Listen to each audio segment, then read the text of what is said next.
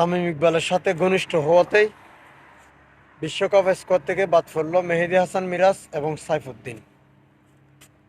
এটাই হচ্ছে 100% সত্য কথা। বাংলাদেশ ক্রিকেট বোর্ড আরও একটি দল ঘোষণা করলো। দলটা হচ্ছে শিক্ষা সফরের জন্য 15 জনের স্কোয়াড ঘোষণা করলো। যে শিক্ষা সফর থেকে সবচেয়ে বেশি শিক্ষা নেবে লিটন কুমার দাস এবং নাজমুল হোসেন শান্ত। অনেক কিছু শিক্ষা নেবে তারা সেখান থেকে। বাংলাদেশ ক্রিকেট দলকে বর্তমানে মায়ের দোয়া ক্রিকেট টিমে বলা হয়। আমি না ভাই, সবাই বলে।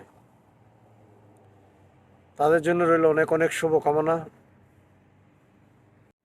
কারণ তারা যাতে সুন্দরভাবে শিক্ষা সফরটা শেষ করতে পারে।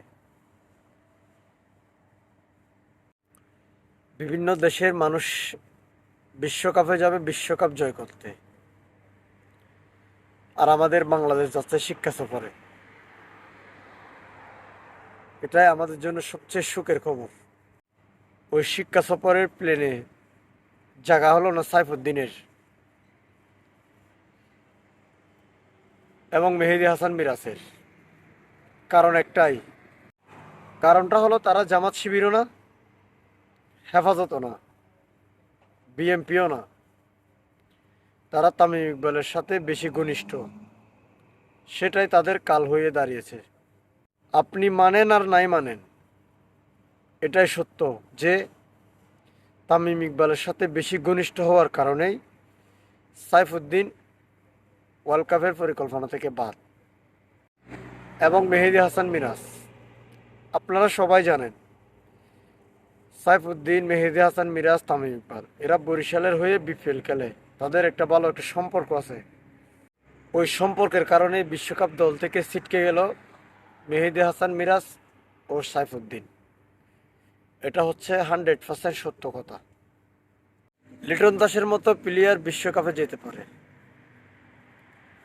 আর একটা নতুন মুখ তানভীর ইসলাম, তাকে নিয়ে বেশি কিছু বলবো না, সে এখনো নতুন।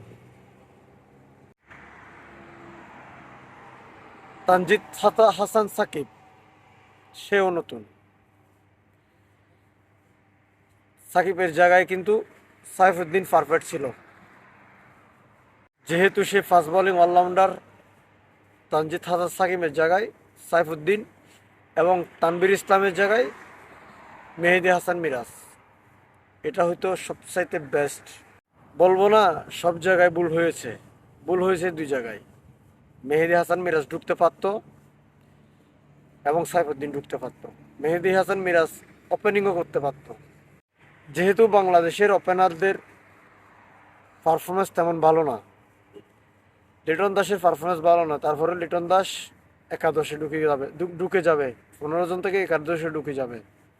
মেহেদী হাসান মিরাজকে নিয়ে গেলে ওপেনিংও খেলাইতে পারতো, মিডল অর্ডারে যেখানে ইচ্ছে সেখানে খেলাইতে পারতো এবং 4 ওভার বোলিংও অনায়াসে করে দিতে পারতো।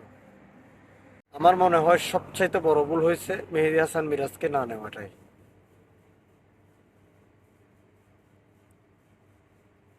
শুভকামনা রইল মায়ের দোয়া ক্রিকেট বোর্ডের জন্য।